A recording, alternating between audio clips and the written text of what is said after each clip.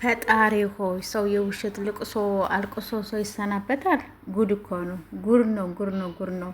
ለማንኛውም እዩ ቻው ብለናል። ከቡራ ራስ ስለወረድሽ ቻው፣ እኛም ተሰናብተንሻል።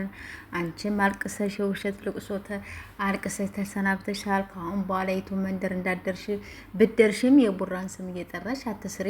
አይኖ እንረዳሻለን፣ በምንረዳበት እንረዳሻለን ግን ራሽን ችለሽ ስሪ ነው የምንለው። በቃ ዩቱበር ማለት ዩቱብ ራሽን ችለሽ ስሪ ነው አልጋይስ፣ እንደዛ ነው የምንለው።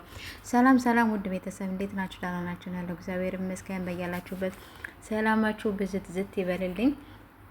እንግዲህ እዩም ያው ይህን እንደተለመደው ዛሬም ከችላለች ማለት ነው። እንግዲህ የውሸት ልቅሶ ማልቅሳ መጣለች ማለት ነው። ይሄ ነገር እውነት ቢሆን ኖሮ እኮ እስከ ዛሬ ድረስ እንደማትለቂያቸው ነበረ። እንደማትለቂያቸው አውቀ ነበረ። እንደማትለቂያቸው ስለ እንደማትለቂው ቡራን እናውቀ ነበረ። ምክንያቱም ትክክለኛ ቢሆን ኖሮ ማለት ነው። ትክክለኛ ቢሆን እስካሁን ድረስ አትጠብቂውም ነበረ። እንዳረገሽ እዚያውኑን እጅ ከፈንጅ ይዘሽ እውነቱም ይወጣ ነበረ። እንደወለድሽም ደግሞ እውነቱም ይወጣ ነበር። ስለዚህ የውሸት እንደሆነ ሁላችንም እናውቃለን። ስለዚህ እዩ እንወድሻለን፣ እናከብርሻለን። ልጅሽንም ደግሞ ያሳድግልሽ። የቢሊም ሆነ የማንም ሆነም ምንም ችግር የለውም። የማንቸስተር ሆነም የማንም ሆነም ችግር የለውም። ብቻ ከቡራ ራስ በመውረድሽ እናመሰግንሻለን ነው የምንለው። በቃ ሌላ ምንም የምንልሽ ነገር የለም። እና ቻው ቻው እያሉ ነው። ትገደል የምትሉ ሰዎች ደግሞ ይቅር በላቸው ጌታ አምላኬ የምር።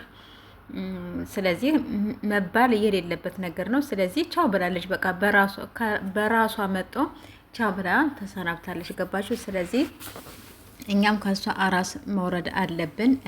በቃ መተውን ያለብን ነገባችሁ። ስለዚህ ልጇን ታሳድግ ብዬ ነው እኔ ራሱ የምለው ማለት ነው። እና በዚህ መልኩ እንግዲህ እሷም ዛሬ ከች ብላለች። እንግዲህ እሱም ደግሞ አንለቀውም፣ ለምን ዝም ዝምት ያለሽ የው እያለ ነው እሱም ራሱ በቃ ስለዚህ እሷ አልፈልግም፣ እኔ ካሁን በኋላ ማንሳት አልፈልግም ካለች አንተ ደግሞ ዞር በል። በቃ ቀይ ኋላ ዞር ነው የምንለው። ሌላ ምንም የምንለው ነገር የለንም። እና በዚህ መልኩ እንግዲህ እሷ መጣለች። እዩ የኔ ውድ ነገር ባይ ባይ ብለናል።